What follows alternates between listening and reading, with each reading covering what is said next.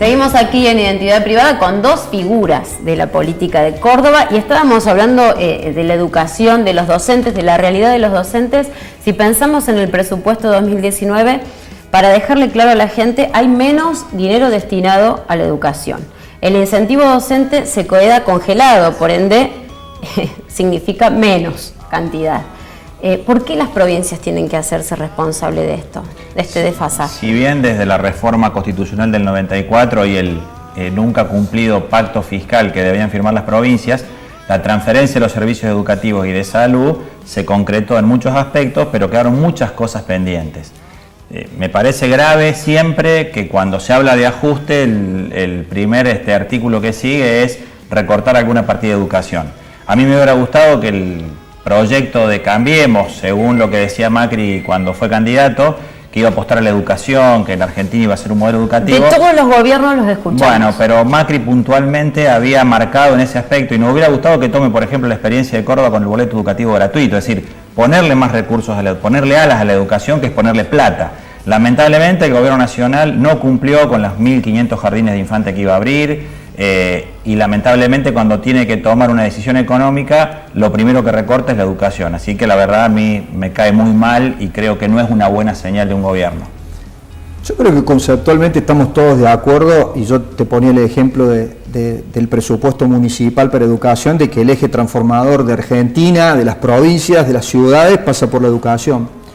En este caso concreto, lo que la nación le pide a las provincias es, y esto tiene que quedar conceptualmente claro, hay muchos ejes del presupuesto nacional en donde las provincias durante estos meses, durante estos años se han visto beneficiadas por una inmensa cantidad de transferencias de recursos por parte de la nación a las provincias. Indudablemente cuando nos encontramos con esta salida abrupta del gradualismo y tenemos que ir en búsqueda de una solución que nos permita poder trascender este mal momento, la nación le pide a las provincias un esfuerzo en función de todo ese presupuesto que le transfirió durante todo este tiempo. Y ahí creo que es donde viene el tema de que la provincia se haga cargo de temas que tienen que ver con educación, de temas que tienen que ver con subsidios al transporte. Daniel, te quiero preguntar cuánto ha pasado, ¿no? Desde el primer llamado que recibiste de la Sota ofreciéndote el Ministerio de Solidaridad a hoy un peronismo sin de la Sota. ¿Cómo está el escenario del peronismo hoy? Sí, ese llamado fue el 20 de mayo del 2015, del 2005, perdón, hace 13 años. Justo estaba viajando para Córdoba entre Inrivilla y Montevideo. Me acuerdo del lugar de la ruta donde paré y todo porque me llamó el gobernador y obviamente eso le mueve el piso a cualquiera.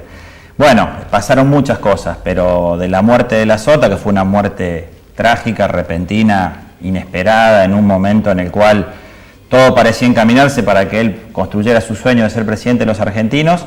Bueno, creo que estábamos todos muy golpeados, hace poco más de un mes que esto pasó, pero creo que también, lo dije anoche en una reunión de dirigentes, que si de la Sota hubiera sabido lo que le iba a pasar, nos hubiera dejado una instrucción no escrita, que no lo lloremos tanto y que pongamos a trabajarnos al lado de la gente, más en un momento difícil como este, primero luchando por la unidad del peronismo y luego trabajando para defender a Córdoba, para luchar por la unidad de los argentinos, que es lo que estamos haciendo.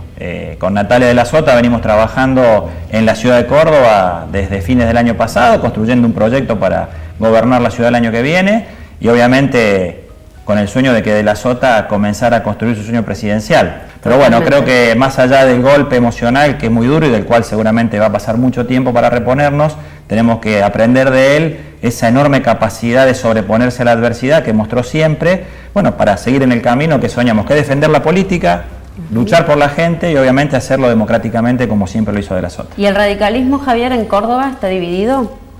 Mira, bueno, eso es una sana costumbre que tiene el radicalismo, pero que yo no la veo como una debilidad. Mi partido es un partido muy democrático, horizontal, en donde se discute muchísimo, en donde son históricas las asambleas, donde se debate por horas, para llegar a las conclusiones y fijar posiciones. Nosotros somos parte de la coalición electoral de Cambiemos. Me parece que tenemos muchos desafíos para afrontar el año que viene. Obviamente que sea reelecto un presidente que sea de la coalición de Cambiemos. El desafío para los que vivimos en esta provincia es que Unión por Córdoba, después de 20 años, con un ciclo cumplido ya no puede transformar la realidad de los cordobeses y nosotros creemos que sí podemos ofrecer algo superador, que no es un gobierno que le haya aportado solución a los cordobeses en muchos temas de salud, de educación, de seguridad, por ejemplo, para decirte lo más visible. Y por supuesto, seguir gobernando la ciudad de Córdoba con un trabajo que se ha venido haciendo durante estos años, que ha fijado un piso y que aquella persona que le toque seguirla gobernando pueda subir ese piso, porque en realidad de eso se trata de cómo fijamos políticas públicas para que el que le toque gobernar, yo siempre digo, de cualquier proceso electoral lo importante es que sea enriquecido el ciudadano y que lo mejor que le pueda pasar es que ese ciudadano se sienta que la política puede transformar esa realidad. Decís esto y pienso en los jubilados que se habían ilusionado con tener una jubilación que les alcance, tener una cobertura médica que les sea representativa, y están los jubilados mal en este momento. ¿Cómo ven a futuro la realidad de un jubilado? Bueno, sin lugar a dudas que el tema de la inflación pega fuerte, eso los números son claros, negarlos no tiene ningún sentido. El gobierno nacional avanzó fuertemente con lo que era la reparación histórica. Creo que eso fue un avance importante en dar un principio de solución a un tema histórico que no tenía solución. Fue muy discutido indudablemente lo que es la forma de cálculo de los haberes jubilatorios a fines del año pasado. Que la situación es más compleja desde el proceso inflacionario que se tiene, indudablemente creo que sí, y ahí está focalizado todo para tratar de lo que hablábamos hace unos minutos, de cómo estabilizamos esas variables económicas, cómo solucionamos el problema del déficit fiscal y cómo nos encaminamos a un rumbo mucho más concreto.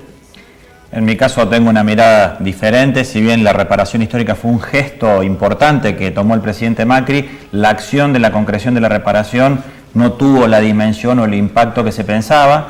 Creo que fue muy grave la decisión que se tomó con el PAMI, tomando como parámetro que un jubilado tuviera un auto modelo 2009 para quitarle la cobertura del 100% de los medicamentos. Me parece que es muy injusto, muy violento. Tener un auto no es un símbolo de riqueza, cuando hay muchos ministros del Gobierno Nacional que tienen la plata fuera y tienen cuentas offshore. Entonces me parece que esas son las cosas que le hacen perder credibilidad al gobierno e indirectamente a la política. Creo que los jubilados, las personas en situación de discapacidad, deben ser no el último orejón del tarro, deben ser la primera prioridad de cualquier gobierno democrático, del partido que fuere, porque en democracia los derechos humanos tienen que ser respetados y esas personas que son las que trabajaron toda la vida o las que están vulneradas por una cuestión física o por una secuela física, deben ser la primera prioridad de un Estado democrático y republicano, según mi concepción. ¿Cómo visualizan el fin de año, este fin de año? Acá en Córdoba, ¿tienen miedos? Desde el año 2001 creo que el 20 de diciembre es una fecha estigmatizada en la Argentina y obviamente la coyuntura de este año siempre hay preocupación. Creo que todos los gobiernos en todos los niveles, municipales, provinciales y nacionales, están atendiendo hoy con mucha atención esa situación. Soy de los que creo que esto no se resuelve con más gendarme y con más policía, sino con más protección social. Creo que las medidas de contingencia en materia de vulnerabilidad, por la crisis económica que se está viviendo, creo que están tomando nota a todos los niveles de gobierno y ojalá, yo celebro y celebraré que en una gran mesa de diálogo los tres niveles del Estado estén pensando soluciones para evitar que los violentos, estos que se creen que cuanto peor mejor, quieran mostrar su irracionalidad el 20 de diciembre. Ojalá que no pase. Yo creo que hay que agregarle de que el gobierno nacional, el gobierno de Macri ha sido el gobierno que más ha destinado partidas sociales para tratar de salvar lo complejo de la situación. Justamente el radicalismo ha hecho una serie de planteos en cuanto a cómo se han destinado esas partidas sociales, pero no se puede negar de que siempre ha habido una preocupación concreta por cómo en este proceso que hablábamos, que primero fue un gradualismo y después se transformó en una política más de shock, no deja a los sectores más vulnerables a un costado de la calle. Y me parece que esa preocupación existe, yo coincido que existe en todos los niveles. Los números de la pobreza a todos nos preocupan y la verdad que duelen. Y fundamentalmente creo que son el desafío para el que hay que transformar esa realidad, pero también hay que ser claro en esto. Sin un país que produzca y sin un país que tenga la posibilidad de generar empleos y empleos dignos, va a ser difícil poder solucionar otro problema y ahí me parece que es donde hay que focalizarlo el tema. Totalmente, nos quedamos sin tiempo y nos comprometemos a otro programa, porque tenemos un proyecto, ¿no?, que vamos a tratar próximamente. Que tiene que ver con el nombre del programa. Que tiene que ver con el nombre del programa. Identidad biológica. Hay un proyecto presentado por Javier, otro que he presentado yo, al cual se están adhiriendo varios legisladores para ser coautores.